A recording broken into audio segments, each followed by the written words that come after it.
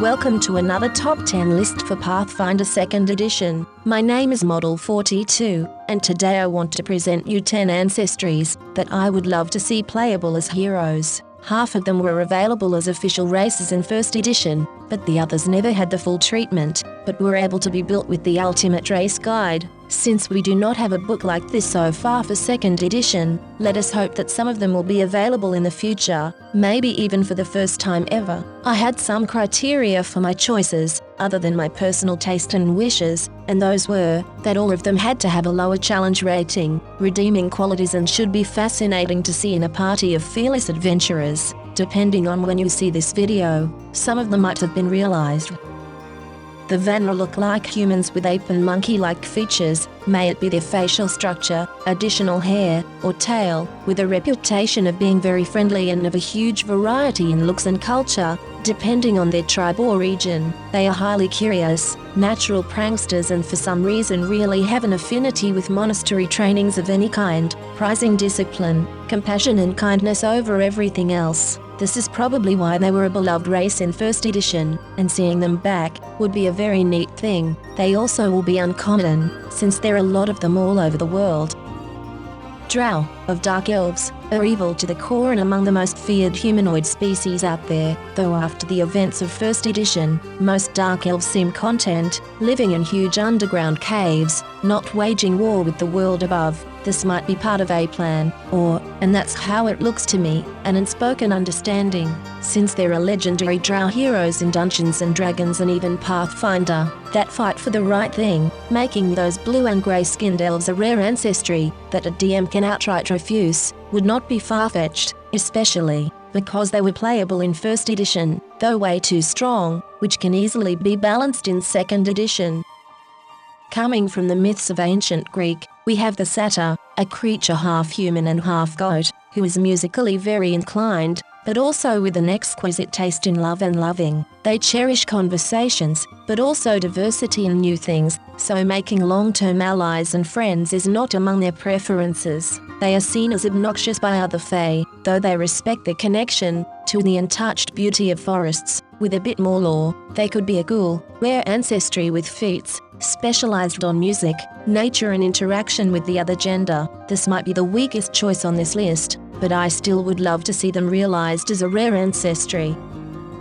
In 1st edition, one of my favorite races were the Naiad, nymphs of seas and rivers, who focus on protecting nature in all its forms. Though solitary in most of their lives, some of them form coven-like groups to increase their magic and ways of protection much more. Dryads are very similar, but their habitat of choice are the woods and jungles of the world, though they are very similar to Naiads, which could make a great way to split them up with heritages and diverse ancestry feats. Both of them are among the more beautiful creatures in the world, and Naiads are also known to become adventurers, so making them both a rare ancestry under the nymph name would be awesome.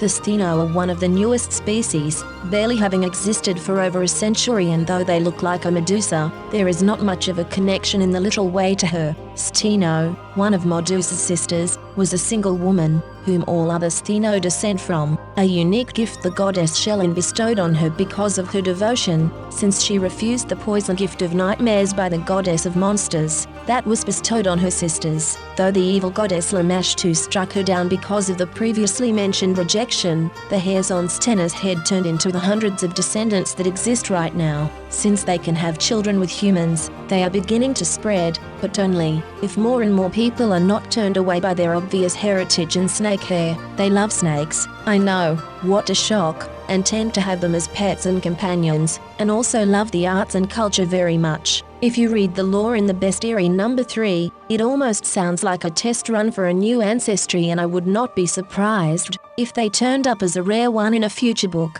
down the line. Straight from Greek mythology, and a playable race in the older Dungeons & Dragons games, these people, half man and half bull, are just a cool sight to behold. They are fearless warriors, demoralizing their enemies, and living for the hunt. Though they're a solitary lot, some of them might travel the world to find a ruin to guard and make their home, and are also known to share territory with more powerful beings. There seem to be other kinds of minotaurs, with less muscles and more fur in the colder regions, making them a bit more versatile, though their lore has to be greatly expanded to be valid as an ancestry, which has to be a rare one, that is focused on hunting and fighting. Usually depicted as enemies with a high challenge rating, in 2nd edition there are a surprising amount of low-level serpent folk, which makes me more inclined to have them as a playable ancestry. They are a mainstay in lore of Pathfinder and Dungeons & Dragons, with very deep lore, a long history and amazing designs. Just like the lizard folk, you can only tell their gender by their body types and clothing, and maybe their voice, but still, I adore their designs and style. The problem I see is a very simple one: they are evil, egotistical slavers that do not care for anything else, even their own children. Though, for an evil campaign, or if the DM allows the definite rare ancestry, they could be really cool.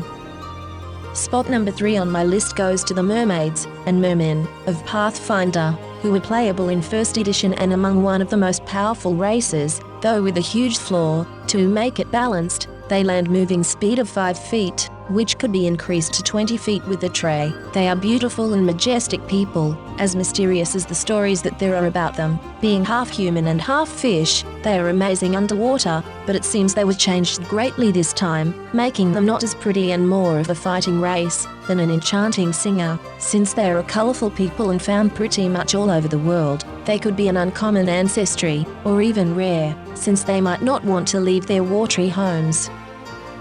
Almost at the very top of my list are a race of people who are half human and half horse, a mainstay in fantasy role-playing games, and as old as ancient Greek mythology as well, the centaurs. They are legendary hunters with a handsome physique and huge regional variations in their skin, fur and hair color, and see themselves superior to most other people out there, but are also a reclusive lot that are not as bloodthirsty as stories make them out to be. They appreciate fine craftsmanship, either self-made or taken from defeated foes, have a high sense of honor, are pragmatic, and their knowledge of the wilderness is great. Having a large party member may be problematic, but that is why they should be a rare ancestry, since the DM has every right of not allowing them, if their dungeons do not fit their size.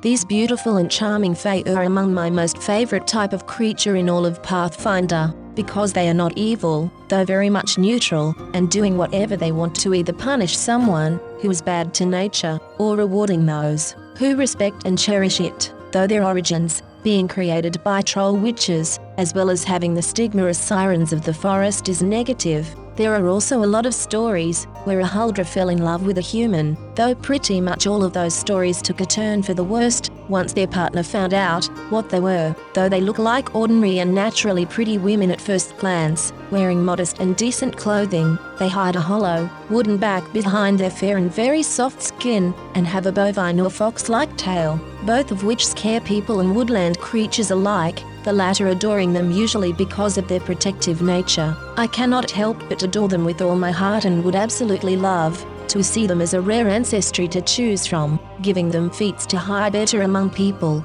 have innate, primal magic or some high-level feats that negate at least the wooden back and making them an almost normal person by appearance, and maybe even physically.